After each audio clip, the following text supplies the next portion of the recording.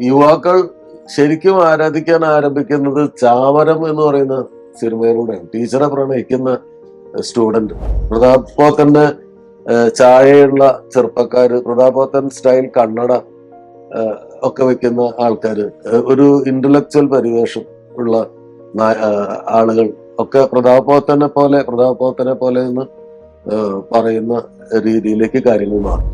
അപ്പൊ ഹാരി പോത്തനെ കുറിച്ച് പറയുന്നത് ഭയങ്കര വായനയുള്ള ആളാണ്. അപ്പൊ അദ്ദേഹം ചില നോവലുകൾ വായിച്ചിട്ട് അദ്ദേഹമാണ് ഡയറക്ടേഴ്സിനെ വിളിച്ചിട്ട് പറയാം, ഈ നോവല് നമുക്ക് സിനിമയാക്കാം, നല്ല കഥയാണ്. 22 ഫീമെയിൽ കോട്ടയം എന്ന് പറഞ്ഞ സിനിമയിൽ ഒരു കൊടും വില്ലനായിട്ട് അദ്ദേഹം അഭിനയിച്ചു. അതാണ് അദ്ദേഹത്തിന്റെ തിരിച്ചുവരവ്. അപ്പൊ ഈ സീൻ അഭിനയിക്കാൻ വേണ്ടി വന്നപ്പോ ഞാൻ സ്ക്രിപ്റ്റ് ഒക്കെ വായിച്ചാണല്ലോ, അപ്പൊ നമ്മൾ ചെയ്യാൻ പോകുന്ന ഇന്ന സീനാണെന്ന് പറഞ്ഞപ്പോ പുള്ളി പറഞ്ഞു, അതെ അതിന്റെ കഥ ഒന്നുകൂടി പറയണം, എനിക്ക് ഓർമ്മയില്ല. എന്നിട്ട് എന്റെ മുഖം വല്ലാണ്ടായപ്പോ പുള്ളി എന്നോട് പറഞ്ഞു, നല്ല സ്ക്രിപ്റ്റാ, നല്ല കഥയാ, എന്റെ കുക്ക് പറഞ്ഞു. അപ്പൊ അദ്ദേഹത്തിന്റെ കുക്കാണ് ഈ സ്ക്രിപ്റ്റ് വായിച്ചിരിക്കുന്നത്. എന്നിട്ട് കുക്ക് പുള്ളിക്ക് ഈ കഥ പറഞ്ഞു കൊടുത്തിരിക്കുന്നത്. കോളേജിലെ ആദ്യ വർഷങ്ങളിൽ, സ്കൂളിലെ അവസാന വർഷങ്ങളിലാണ് ഞാൻ പ്രതാപ് പോത്തൻ എന്നുള്ള പേര് ആദ്യമായിട്ട് കേൾക്കുന്നത്. അന്ന് നമ്മൾ സംവിധായകൻ ഭരതേട്ടന്റെ വലിയ ആരാധകനാണ്. ഭരതേട്ടന്റെ ആരവം എന്ന് പറയുന്ന സിനിമയിലും തകര എന്ന സിനിമയിലും ഈ 2 സിനിമകളിലൂടെയാണ് പ്രതാപ് പോത്തൻ എന്ന് പറയുന്ന നടൻ മലയാളി കൗമാരക്കാരുടെയും യുവാക്കളുടെയും മനസ്സിലേക്ക് കയറുന്നു. അന്ന് വരെ കണ്ടിട്ടില്ലാത്ത ഒരു നായക സങ്കല്പം, രൂപം, മുഖം.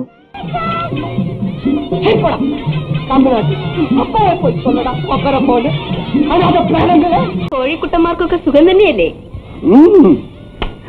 മക്കൾക്ക് അരുമകൾക്ക് ദോശയും തണ്ണിയും കൂടെ. എന്തിനാ ഇങ്ങനെ വാരി വലിച്ചു തിന്നുന്നേ? ഒന്ന് പതുക്കെ കഴിച്ചൂടെ? പതുക്കെ തിന്നാല് വിശപ്പ് പോകത്തില്ല. കേട്ടോ മകരെ, നമ്മുടെ മൂരിക്കുട്ടനെ വിൽക്കാൻ പോവാ. വില പറഞ്ഞ് നിർത്തിയിരിക്കുക. കാളെ വിറ്റാ പിന്നെ തകരയ്ക്ക് പണിയില്ല. പിന്നെ എന്തോ ചെയ്യും? പ്രതാപ് പോത്തനെ പിന്നീട് നമ്മൾ ആ 2 സിനിമകൾ കണ്ട് നമ്മൾ അദ്ദേഹത്തിനെ ആരാധിച്ചു, അദ്ദേഹത്തെ ഇഷ്ടപ്പെട്ടു. പക്ഷെ അദ്ദേഹത്തിന്റെ യുവാക്കൾ ശരിക്കും ആരാധിക്കാൻ ആരംഭിക്കുന്നത് ചാമരം എന്ന് പറയുന്ന സിനിമയിലൂടെയാണ്. ടീച്ചറെ പ്രണയിക്കുന്ന സ്റ്റുഡന്റ്, അത് ആ കാലത്ത് ഒരു ഭയങ്കര വിപ്ലവം സൃഷ്ടിച്ച കാര്യമാണ്. ടീച്ചറിന്റെ പേര് പറഞ്ഞില്ല. Indu. Indu, lovely name. Teacher, good evening. Teacher ഇവിടെ ആകെ ബേജാറായി കാണും. ഞങ്ങൾ ഇവിടെ 2 ഗ്രൂപ്പാണ്, എപ്പോഴും തമ്മിൽ വഴക്കും. വെറും തമാശക്ക് ചെയ്താ, അത് കാര്യമാക്കാതിരുന്നാ മതി. എനിക്ക് ടീച്ചറെ പിരിയാൻ കഴിയില്ല. I'm just frank. I feel I can't live in a world without you. Vinod, Indu, ഇന്നലെ വരെ ടീച്ചറെന്ന് മാത്രമേ ഞാൻ വിളിച്ചിട്ടുള്ളൂ. പക്ഷെ ഇന്ന് നമ്മൾ ടീച്ചറും സ്റ്റുഡന്റുമല്ല. We are lovers. നമ്മൾ 2 അല്ല. പ്രതാപ് പോത്തന്റെ ചായയുള്ള ചെറുപ്പക്കാര്, പ്രതാപ് പോത്തൻ സ്റ്റൈൽ കണ്ണട ഒക്കെ വെക്കുന്ന ആൾക്കാര്, ഒരു ഇന്റലക്ച്വൽ പരിവേഷം ഉള്ള ആളുകൾ ഒക്കെ പ്രതാപ് പോത്തനെ പോലെ എന്ന് പറയുന്ന രീതിയിലേക്ക് കാര്യങ്ങൾ മാറും. പ്രതാപ് പോത്തനെ നമ്മൾ ആരാധനയോടുകൂടി പിന്തുടർന്നു പല സിനിമകളിൽ. തമിഴിലെ ഒരുപാട് സിനിമകളും. പിന്നീട് അദ്ദേഹം സംവിധായകനാവുന്ന കാഴ്ച നമ്മൾ കണ്ടു. വീണ്ടും ഒരു കാതൽ കഥ എന്ന് പറയുന്ന സിനിമ സംവിധാനം ചെയ്തു. അതിന് പ്രതാപ് പോത്തനും രാധികയുമായിരുന്നു നായികന്മാർ. ആ സിനിമയ്ക്കാണ് ഇന്ത്യയിലെ ആദ്യത്തെ നവാഗത സംവിധായകർക്കുള്ള ഇന്ദിരാഗാന്ധി അവാർഡ് പ്രതാപ് പോത്തൻ നേടി. അപ്പൊ അതൊക്കെ നമുക്ക് അദ്ദേഹത്തോടുള്ള ആരാധന വീണ്ടും വർദ്ധിപ്പിച്ചു. പിന്നീട് കമലഹാസനെ നായകനാക്കിയിട്ട് വെട്രി വീഴ എന്ന് പറഞ്ഞ സിനിമ ഡയറക്ട് ചെയ്തു.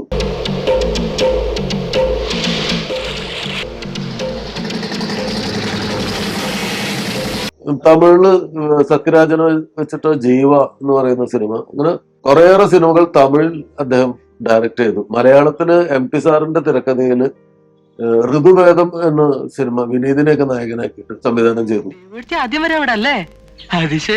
എന്നിട്ട് ചുവന്ന പരവതാനി വിരിക്കാതെ നോക്കി നിൽക്കണോ മണ്ട? ഇവന്റെ പഠിപ്പെങ്ങനെ? ചിലപ്പോൾ ഞാൻ ശിഷ്യനാവാറുണ്ട്. അപ്പൊ അങ്ങനെ ഒരു കൺവെൻഷണൽ നായക സങ്കല്പമില്ലാതെ, കൺവെൻഷണൽ നായക രൂപമില്ലാതെ, കുറച്ച് വായനയും ഒക്കെയുള്ള എല്ലാ ചെറുപ്പക്കാരും അദ്ദേഹത്തിനെ ആരാധിച്ചു. അദ്ദേഹത്തെ മനസ്സിലൊരു ഒരു ജീനിയസ് ആക്ടർ എന്നുള്ള രീതിയിൽ, ഒരു ബുദ്ധിജീവി ആക്ടർ എന്നുള്ള രീതിയിൽ എല്ലാ ചെറുപ്പക്കാരുടെയും മനസ്സിൽ അദ്ദേഹം കയറി. അപ്പൊ ആ ആരാധന നമ്മളുടെ ടീനേജ് തൊട്ടിട്ട് അദ്ദേഹത്തോട് തോന്നിയിട്ടുള്ള ഒരു ആരാധന എന്റെ മനസ്സിലുണ്ടായിരുന്നു. വീണ്ടും അദ്ദേഹത്തിന് കുറച്ച് കാലം വലിയ ഇടവേള അദ്ദേഹത്തിന്റെ സിനിമയിൽ വന്നു. പക്ഷെ അദ്ദേഹം ആ സമയത്ത് പരസ്യ ചിത്രങ്ങൾ സംവിധാനം ചെയ്യുന്നതിന് ബിസിയായിരുന്നു. MRFന്റെ എല്ലാ പരസ്യങ്ങളും അദ്ദേഹമാണ് ഡയറക്ട് ചെയ്തുകൊണ്ടിരുന്നത്. അങ്ങനെ ഒരിക്കല് ഞാൻ പത്മരാജൻ സാറിന്റെ മകൻ അനന്തപത്മനാഭൻ സംവിധാനം ചെയ്യുന്ന സിനിമാ കാര്യങ്ങൾ എന്ന് പറയുന്ന ഒരു പ്രോഗ്രാം അമൃത ടിവിക്ക് വേണ്ടി ആങ്കർ ചെയ്തിരുന്നു. അപ്പൊ ആ പ്രോഗ്രാം ആ കാലത്ത് കുറച്ച് പോപ്പുലർ, സിനിമയെ കുറിച്ച് അറിയാൻ ആഗ്രഹിക്കുന്ന ആളുകൾക്കൊക്കെ ഭയങ്കര ഇഷ്ടമുള്ള ഒരു പ്രോഗ്രാമായിരുന്നു. അപ്പൊ അതില് ചെന്നൈയില് കുറെ ടെക്നീഷ്യൻസിനെ ഇന്റർവ്യൂ ചെയ്യാൻ വേണ്ടിയിട്ട് ഞാനും അനന്തപത്മനാഭനും ചെന്നൈയിൽ പോയപ്പോ പപ്പൻ പറഞ്ഞു, എനിക്ക് നമുക്കൊന്ന് പ്രതാപേട്ടനെ പോയി കണ്ടാലോ എന്ന് പറഞ്ഞു. അപ്പൊ എനിക്ക് ഭയങ്കര സന്തോഷമായി, കാരണം ഞാൻ കാലങ്ങളായിട്ട് കാണണമെന്ന് ആഗ്രഹിക്കുന്ന ഒരാളാണ്. അദ്ദേഹത്തിന്റെ ഫ്ലാറ്റിൽ പോയിട്ട് ഞങ്ങള് അദ്ദേഹത്തിനെ കണ്ടു. അദ്ദേഹം ഞങ്ങളെ സ്വീകരിച്ച് ചായയും ഒക്കെ തന്നു.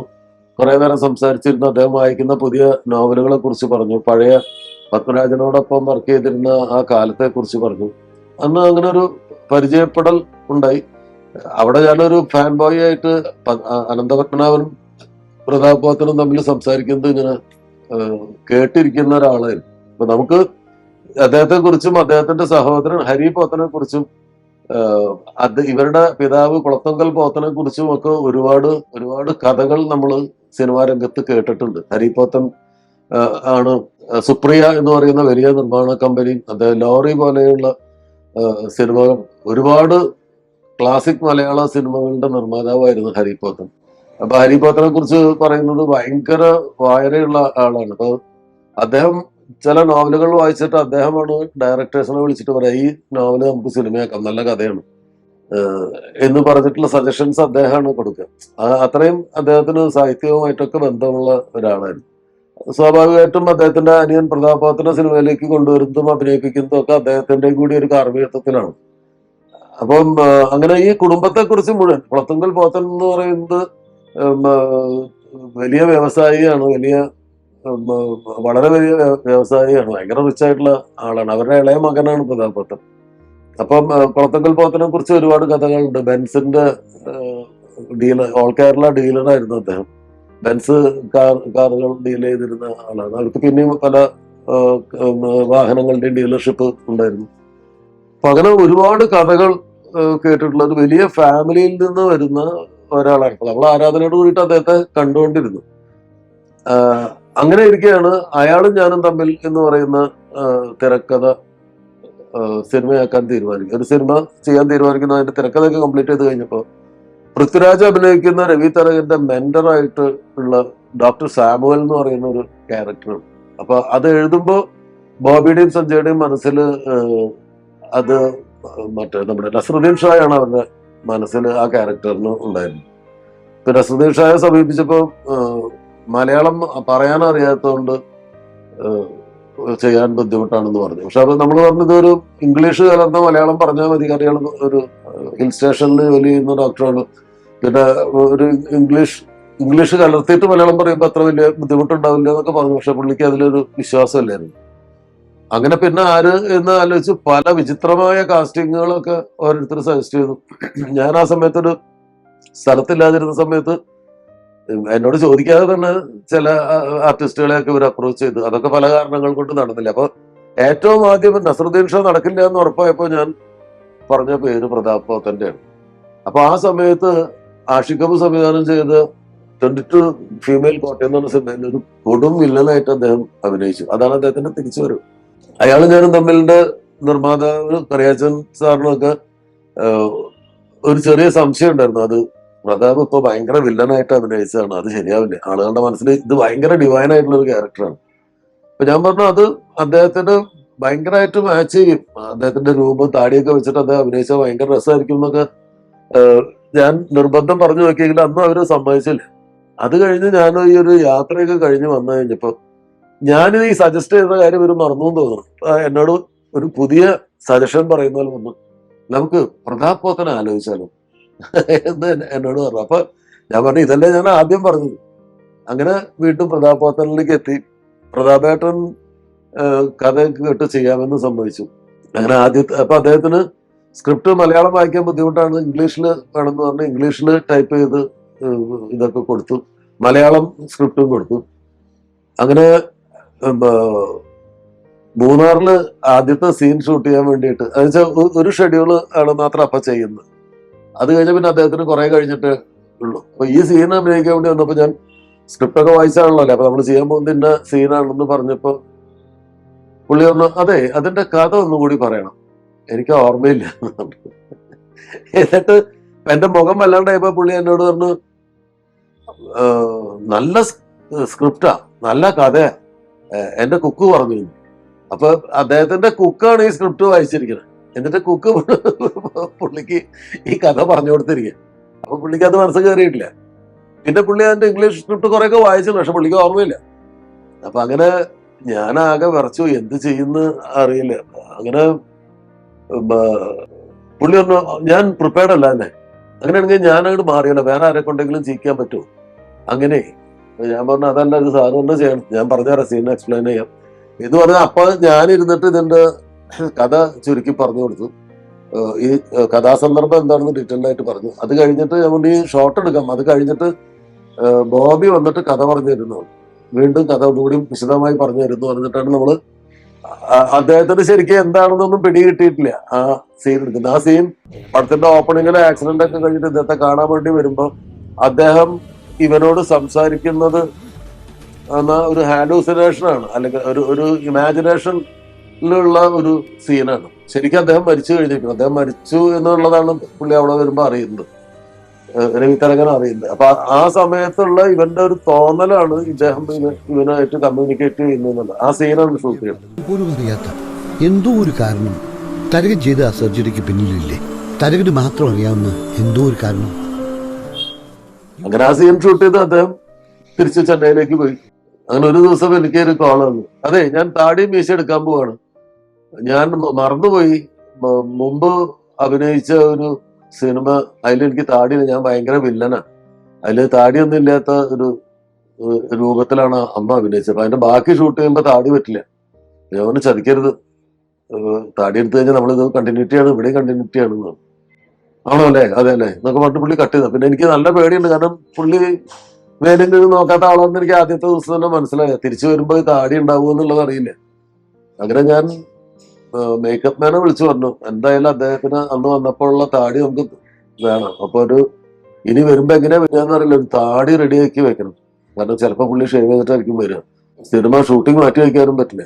ഞാൻ പ്രാർത്ഥനയാണ്, ദൈവമേ താടി പഠിക്കാൻ ഇടവരുന്നത്. അങ്ങനെ അടുത്ത ഷെഡ്യൂളിൽ പുള്ളി വന്നു, താടി എടുത്തിട്ടില്ല, താടി ഉണ്ട്. അപ്പൊ ഞാൻ പറഞ്ഞു, സാർ താടി അപ്പൊ എങ്ങനെ രക്ഷപ്പെട്ടു, മറ്റേ തമിഴ് പടം എന്തായാലും വെച്ചു. ഞാൻ അവരോട് പറഞ്ഞു, താടി വെച്ചിട്ട് വേണമെങ്കിൽ അഭിനയിക്കാം, അല്ലെങ്കിൽ ഞാൻ ഇല്ല എന്ന് പറഞ്ഞു. അങ്ങനെ അവര് താടി വെച്ച് അഭിനയിക്കാൻ സമ്മതിച്ചു. അവര് തിരക്കഥയിൽ എന്തോ മാറ്റം വരുത്തിയിട്ട് പുള്ളിയെ താടി വെച്ച് അഭിനയിപ്പിച്ചു. അതൊരു അങ്ങനത്തെ ഒരു കമേഴ്ഷ്യൽ സിനിമയാണ്, അവർക്കത് ചെയ്യാൻ പറ്റുമായിരിക്കും. എന്തായാലും ഞാൻ രക്ഷപ്പെട്ടു, താടിയും രക്ഷപ്പെട്ടു. അങ്ങനെ ആ സിനിമ അഭിനയിക്കുന്ന സമയത്ത് ഭയങ്കര തമാശകളുണ്ട്. ചിലത് നമുക്ക് ഇങ്ങനെ പബ്ലിക്കായിട്ട് പ്രത്യേകിച്ച് ഇപ്പോഴത്തെ ഒരു കാലത്ത് പറയാൻ പറ്റില്ല, പക്ഷെ രസകരമായ ചില ചോദ്യങ്ങളും ചില കോൺവെർസേഷൻസ് ഒക്കെ ഞങ്ങൾ തമ്മിൽ ഉണ്ടായിട്ടുണ്ട്. അപ്പൊ എന്നെ സംബന്ധിച്ചിടത്തോളം ഞാൻ ഒരുപാട് ആരാധിച്ചിരുന്ന ഒരാളെ എന്റെ കയ്യിൽ കിട്ടും. അപ്പൊ അദ്ദേഹത്തിന് ഇടയ്ക്കിടയ്ക്ക് ഈ സിനിമയെ കുറിച്ചൊക്കെ ഭയങ്കര സംശയമൊക്കെ ചോദിക്കും, ഇത് ഓടും, ഇതിപ്പോ ഇങ്ങനെയൊക്കെ ചെയ്തു കഴിഞ്ഞാൽ ഇതൊക്കെ ആളുകൾക്ക് താല്പര്യം ഉണ്ടാവും, ഇങ്ങനെ ഉപദേശിക്കുന്നതൊക്കെ ആൾക്കാർക്ക് ഇഷ്ടമാണോ എന്നൊക്കെ ഇങ്ങനെ ചോദിച്ചുകൊണ്ടിരിക്കും. എന്നെ ഇടയ്ക്ക് ഉപദേശിക്കുക, എന്തായാലും മദ്യപിക്കുമോ എന്ന് ചോദിച്ചു ഒരു ദിവസം. അപ്പൊ ഞാൻ പറഞ്ഞു, ഞാൻ ഇപ്പൊ ഷൂട്ട് ചെയ്യുന്ന സമയത്ത് ഇല്ല, ഷൂട്ടിംഗ് തുടങ്ങി കഴിഞ്ഞാൽ ഞാൻ പ്യുവർ വെജിറ്റേറിയൻ ആണ്. എല്ലാ സിനിമയും അങ്ങനെയായിരുന്നു, പ്യുവർ വെജിറ്റേറിയൻ ആണ്, മദ്യം ഒന്നും കഴിക്കില്ല. പിന്നെ ഷൂട്ടിംഗ് ഇല്ലാത്ത സമയത്ത് വല്ല പാർട്ടിയോ കാര്യങ്ങളൊക്കെ ഉണ്ടെങ്കിൽ ഞാൻ കഴിക്കാറുണ്ട്, അത്യാവശ്യം ഇതൊക്കെ കഴിക്കാറുണ്ട്. മറ്റൊന്നും മദ്യം കഴിക്കരുത്, മദ്യം ആണ് നമ്മുടെ പല ഇന്റലിജന്റ് ആയിട്ടുള്ള ആളുകളെയും കൊണ്ടുപോയത്, മദ്യം കഴിക്കരുത്. അപ്പൊ അദ്ദേഹം മദ്യപിക്കില്ല. അങ്ങനെ രസകരമായ ഒരുപാട് ഡിസ്കഷൻസ് നമ്മൾ തമ്മിലുണ്ടായിരുന്നു. അങ്ങനെ ആ സിനിമ ഷൂട്ടിംഗ് കഴിഞ്ഞു. അപ്പൊ ഞാൻ വിചാരിച്ച ഈ സിനിമ ഷൂട്ടിംഗ് കഴിഞ്ഞു, അത് കഴിഞ്ഞ് ഒന്ന് ഡബ് ചെയ്തു, ഡബിങ് കഴിഞ്ഞു, ഈ സിനിമ തന്നെ മറന്നു പോകും, പുള്ളിയുടെ ഒരു നേച്ചർ അങ്ങനെയാണ്. അപ്പം പുള്ളി ഇതൊക്കെ മറന്നു പോകുന്നതാണ്. അങ്ങനെ ഈ സിനിമ റിലീസ് ചെയ്തു. സിനിമ റിലീസ് ചെയ്ത് കഴിഞ്ഞിട്ട് ഒരാഴ്ചയ്ക്കുള്ളിൽ എന്നെ എല്ലാ ദിവസവും വൈകുന്നേരം വിളിക്കും. ലാൽ ജോസ്, നിങ്ങൾ എന്ത് മാജിക്കാണ് ഈ ചെയ്തിരിക്കുന്നത്? ഈ സിനിമ കണ്ടിട്ട് എന്നെ എത്ര പേരാണ് വിളിക്കുന്നത്? എന്നെ വിളിക്കാറേ ഇല്ല ആരും. ഒരു സിനിമ കണ്ടിട്ട് എന്നെ ഇങ്ങനെ വിളിച്ചിട്ടില്ല. വാട്സപ്പിലും മറ്റേ ഫേസ്ബുക്കിലും ഒക്കെ ഒരുപാട് പേര് മെസ്സേജ് ചെയ്യുന്നു. ഞാൻ നന്നായി ചെയ്തിരിക്കുന്നു എന്നാണ് എല്ലാവരും പറയുന്നത്. ഗംഭീര കഥാപാത്രമാണ്, എന്റെ കരിയർ ബെസ്റ്റ് ആണെന്നൊക്കെയാണ് ആൾക്കാർ പറയുന്നത്. Thank you so much dear, thank you so much എന്നൊക്കെ വന്നിട്ട് രാത്രി വിളിച്ച് പറയും. 7 വർഷം എടുത്തല്ലേ കോഴ്സ് കംപ്ലീറ്റ് ചെയ്യാൻ? That doesn't matter. You know, it makes a very strong foundation. ജോലിയുടെ കാര്യത്തിൽ ഒരു കോംപ്രമൈസിനും ഞാൻ തയ്യാറല്ല. ഇവിടെ വർക്ക് ചെയ്യുന്നെങ്കിൽ put your body, heart and soul into it. Otherwise, you may leave. അപ്പോ ഈ ഷൂട്ടിംഗ് നടക്കുന്ന സമയത്ത് ഈ പഴയ കഥകളൊക്കെ ഞങ്ങൾക്ക് ഗ്യാപ്പ് കിട്ടുമ്പോ ഒക്കെ ചോദിക്കും. ഈ കുളത്തുങ്കൽ പോത്തനെ കുറിച്ചും അമ്മയെ കുറിച്ചും അവരുടെ ഒരു കുടുംബ ജീവിതം എങ്ങനെയായിരുന്നു എന്നുള്ളതിനെ കുറിച്ചൊക്കെ. അപ്പൊ അദ്ദേഹം ചെറുപ്പം മുതൽ ഊട്ടിയില് ഇംഗ്ലീഷ് മീഡിയം സ്കൂളിൽ ഹോസ്റ്റലിൽ ജീവിച്ചിട്ടുള്ള ഒരാളാണ്. അപ്പൊ ഇവരെ കുറിച്ചൊക്കെ ചോദിക്കും. അപ്പൊ പറയും അമ്മയെ കുറിച്ച് പറയുമ്പോ ഭയങ്കര സ്നേഹമാണ്. അപ്പൊ പറയും, അമ്മ എന്നോട് എപ്പോഴും പറയും, മലയാറ്റൂർ പള്ളിയിൽ ഒന്ന് നീ പോണം, മലയാറ്റൂർ മല കയറി മലയാറ്റൂർ പള്ളിയിലൊന്ന് പോകണം എന്ന് അമ്മ എപ്പോഴും പറയും. ഈ സിനിമ വിജയിക്കുകയാണെങ്കിൽ നമുക്ക് രണ്ടുപേർക്കും കൂടിയിട്ട് മലയാറ്റൂർ പള്ളിയിലൊന്ന് പോകണം കേട്ടോ. അപ്പൊ ഞാൻ വന്നോ പിന്നെ എന്താ പോവാം. അപ്പൊ ഞാനത് മറന്നിട്ടൊന്നുമില്ല. ഞാൻ പക്ഷെ ഓർമ്മിപ്പിക്കാനൊന്നും പോയില്ല. കാരണം പുള്ളി അന്ന് എന്തോ ഒരു ഇമോഷണലി പറഞ്ഞാണെന്നാണ് ഞാൻ വിചാരിച്ചത്. പക്ഷെ ഈ സിനിമ ഇറങ്ങി നന്നായി പോയി. നല്ല ഇത് വന്ന് എനിക്ക് ബെസ്റ്റ് ഡയറക്ടർക്കുള്ള സ്റ്റേറ്റ് അവാർഡ് ആ സിനിമയ്ക്ക് കിട്ടി. മികച്ച ജനപ്രീതി നേടിയ കലാമൂല്യമുള്ള ചിത്രം എന്നുള്ള അവാർഡും കിട്ടി. അപ്പൊ 2 അവാർഡ് എനിക്ക് ആ സിനിമയ്ക്ക് കിട്ടി. സിനിമയ്ക്ക് ഒരു അവാർഡ് കിട്ടി. സലീം കുമാറിന് ബെസ്റ്റ് ക്യാരക്ടർ ആക്ടറിനുള്ള അവാർഡ് കിട്ടി. 4 അവാർഡുകൾ ആ സിനിമയ്ക്ക് ഉണ്ടായിരുന്നു. അപ്പൊ അത് കഴിഞ്ഞപ്പോ ഒരു ദിവസം രാത്രി തന്നെ വിളിച്ചു, ലാൽ ജോസ് നിങ്ങൾക്ക് അവാർഡും കിട്ടി, നമ്മൾ അന്ന് പറഞ്ഞൊരു പ്രാർത്ഥനയുണ്ട്, അത് നിറവേറ്റണം, നമുക്ക് മലയാറ്റൂർ അന്ന് പോകാൻ ചേട്ടൻ ഇനി എപ്പോ എറണാകുളത്ത് വന്നാലും പറയും നമുക്ക് പോകാൻ നോക്കാം. അങ്ങനെ ഏതോ ഒരു സിനിമയുടെ ഷൂട്ടിങ്ങിന് അദ്ദേഹം എറണാകുളത്ത് വന്നപ്പോ കൃത്യമായിട്ട് തന്നെ വിളിച്ചു. ഞാൻ അദ്ദേഹത്തെയും കൊണ്ട് മലയാറ്റൂർ മലയിലേക്ക് പോയി. അപ്പൊ അദ്ദേഹത്തിന്റെ വിചാരം കുറച്ച് കയറി കഴിഞ്ഞ പള്ളിയാണെന്നാണ്. മലയാറ്റൂർ മല കയറാൻ തുടങ്ങി. കുറച്ച് ദൂരം കയറി കഴിഞ്ഞപ്പോ പറഞ്ഞു, ചേർച്ച്. ഞാൻ പറഞ്ഞു, ചേർച്ച് ഇനിയും കുറെ കയറണം ചേട്ടാ, ഇനിയും കുറെ ദൂരമുണ്ട്. ഇനിയോ? നോ ബേ, എന്നെ കൊണ്ട് പറ്റില്ല, നമ്മുടെ കാറ് വരാൻ പറയും. എന്നിട്ട് കാറ് താഴെ വിട്ടിട്ട് പോയി. ഇനി നമ്മൾ പോയിട്ട് അപ്പൊ ഈ പുള്ളി വിചാരിച്ചു ഈ കാറ് വേറെ ഏതോ വഴി കൂടെ മുകളിൽ പള്ളിയിൽ വരും, അപ്പൊ നമുക്ക് തിരിച്ച് കാറിൽ പോവാല്ലേ, മുകളിൽ പള്ളി ചേർച്ചിൽ നിന്ന് നമുക്ക് തിരിച്ച് കാറിൽ പോവാല്ലേ എന്ന് ചോദിച്ചപ്പോ ഇല്ല, ഈ മല കയറി പള്ളിയിൽ പോയി പ്രാർത്ഥിച്ചിട്ട് തിരിച്ച് ഈ മല ഇറങ്ങണം. ഓ മാൻ ഷിറ്റ് മാൻ എന്നൊക്കെ പറഞ്ഞിട്ട് ഭയങ്കര ചീത്ത വിളിയാണ്. You cheated me, you never told me. അമ്മ ഇങ്ങനെ ഒരു ശിക്ഷയാണ് എനിക്ക് വെച്ചിരുന്നതെന്ന് എനിക്ക് മനസ്സിലായില്ല എന്നൊക്കെ പറഞ്ഞ് ഭയങ്കര ബഹളം. പക്ഷെ എനിക്ക് ശരിയാണ്, കാരണം പുള്ളിയുടെ ഭയങ്കര ക്യൂട്ടാണ്. ഇതൊക്കെ പറഞ്ഞാലും ഇതൊക്കെ പറയുമ്പോഴും ചെയ്യുമ്പോഴും ഒക്കെ നമുക്ക് അദ്ദേഹത്തിനോട് സ്നേഹം തോന്നുന്നു. ഭയങ്കര ക്യൂട്ടാണ്. അങ്ങനെ ഞങ്ങൾ ആ മലയാറ്റൂർ മല ഒരുമിച്ച് കയറി. അത് ഞാൻ മറക്കില്ല. അങ്ങനെ മല കയറി മുകളിലെത്തി പള്ളിയിൽ കയറി ഇരുന്ന് കുറെ നേരം നിശബ്ദനായിട്ടൊക്കെ ഇരുന്ന് പ്രാർത്ഥിച്ച് പുറത്തിറങ്ങിയപ്പോ എന്നോട് വന്നു, വലിയൊരു സമാധാനമുണ്ട്. അമ്മയോട് പറഞ്ഞൊരു വാക്ക് ഇത്രയും വർഷങ്ങൾക്ക് ശേഷം പാലിക്കാൻ പറ്റും. മാത്രമല്ല it is very peaceful here right ഒക്കെ ചോദിച്ചിട്ടുള്ള ലൈനിലാണ്. അങ്ങനെ തിരിച്ച് ഞങ്ങള് മല ഇറങ്ങി. അപ്പൊ മല ഇറങ്ങേണ്ട കാര്യം പറഞ്ഞപ്പോ പുള്ളി, അതെനിക്ക് ചിന്തിക്കാൻ പറ്റണില്ല, ഇനി തിരിച്ച് ഇത്രയും തരും. ഞങ്ങൾ കയറിയ പോലെ ബുദ്ധിമുട്ടുണ്ടാവില്ല, നമുക്ക് ഇറങ്ങാം. ഇറങ്ങുമ്പോ പുള്ളി ഡബിൾ ചീത്ത പണിയാണ്. പുള്ളിയോട് കയറ്റം കുഴപ്പമില്ലായിരുന്നു, ഇറങ്ങുമ്പോ മുട്ടൊക്കെ പിടിക്കുന്നത് ഭയങ്കര വേദന. നമുക്കൊന്ന് മെല്ലെ മെല്ലെ പോവാം. അങ്ങനെ ഒരു കണക്കിന് അദ്ദേഹത്തിന് മലയിറക്കി ഞാൻ തിരിച്ച് എറണാകുളത്ത് കൊണ്ടുപോയി വിട്ടു. പിന്നെ ഞങ്ങള് തമ്മില് ഇടയ്ക്കെപ്പോഴെങ്കിലും ഒരു കോള് വരും. ചിലപ്പോ ചില സിനിമകളിലേക്കൊക്കെ വിളിച്ചിട്ട് എന്റെ കഥയൊക്കെ കേട്ട് കഴിഞ്ഞിട്ട് എന്നോട്, വാട്ട് ഇസ് സ്റ്റുപ്പിഡ് സ്റ്റോറിയാ, എങ്ങനെയാണ് ഇവർ ഇങ്ങനെയൊക്കെ കഥകൾ ആലോചിക്കുന്നത്, ഞാൻ അതിൽ ഇങ്ങനെ ഒരു റോളാണ്, എങ്ങനെ ഞാൻ അങ്ങനെ ആവും എന്നൊക്കെ പറഞ്ഞിട്ട് ചില ദിവസങ്ങളിലൊക്കെ വിളിക്കും. പിന്നെ എന്തോ ഒരു സിനിമ ഡയറക്റ്റ് ചെയ്യാനുള്ള ഒരു പരിപാടി പുള്ളി പ്ലാൻ ചെയ്തു. അതിന്റെ സ്ക്രിപ്റ്റ് ഡിസ്കഷൻ, അതും പിന്നീട് എന്തൊക്കെയോ കുഴപ്പമായി. അങ്ങനെ ഞാൻ വിദേശത്ത് എവിടെ ഉള്ള ഒരു സമയത്താണ് ഞാൻ ഞെട്ടിക്കുന്ന വാർത്ത കാണുന്നത്. അദ്ദേഹം അന്തരിച്ചു. 70 വയസ്സുണ്ടായിരുന്നുള്ളൂ അദ്ദേഹം മരിക്കുമ്പോ. 70 years. നമ്മള് ചെറുപ്പം മുതലേ കണ്ടിട്ടുള്ള ഒരാളായതുകൊണ്ട് ഇദ്ദേഹത്തിന് ഭയങ്കര പ്രായം ഉണ്ട് എന്നാണ്. 19 വയസ്സായിട്ടുണ്ടാവും എന്നൊക്കെയാണ് നമ്മൾ വിചാരിക്കുക. പക്ഷെ നമ്മൾ അദ്ദേഹത്തെ കാണുമ്പോൾ നമ്മളെക്കാളും 4-5 വയസ്സ് അല്ലെങ്കിൽ 10 വയസ്സ് കൂടുതലേ പുള്ളിക്കുള്ളൂ. വളരെ നേരത്തെ, വളരെ ചെറുപ്പത്തിൽ സിനിമയിൽ വന്ന ആളാണ്. ഒരു രസകരമായ ഒരു ബന്ധമായിരുന്നു പ്രതാപേട്ടനായിട്ട്. പ്രതാപേട്ടൻ നമ്മളെ ചിരിപ്പിക്കും, പ്രതാപേട്ടൻ നമ്മളെ കൺഫ്യൂസ്ഡ് ആക്കും, ചില സമയത്ത് നമ്മളെ ഭയങ്കര ടെൻഷനാക്കും. സംവിധായകൻ എന്നുള്ള നിലയിൽ നമ്മൾ ടെൻഷൻ അടിച്ചു എന്ത് ചെയ്യുന്നറിയാണ്ട്. പക്ഷെ ചില സമയത്ത് അദ്ദേഹത്തിനെ നമ്മൾ ഭയങ്കരമായിട്ട് സ്നേഹിക്കും. ഇപ്പോ ഇതെല്ലാം കൂടി കലർന്നിട്ട് അദ്ദേഹത്തിന്റെ വിയോഗത്തിന് ശേഷം ഇപ്പൊ ആലോചിക്കുമ്പോ അദ്ദേഹത്തെ കുറിച്ച് സ്നേഹം മാത്രമേ ഉള്ളൂ. അദ്ദേഹത്തെ കുറിച്ച് ഓർക്കുമ്പോ എന്റെ ചുണ്ടിന്റെ കോണിൽ ഒരു ചെറിയ പുഞ്ചിരി വരും. അതായിരുന്നു പ്രതാപേട്ടൻ.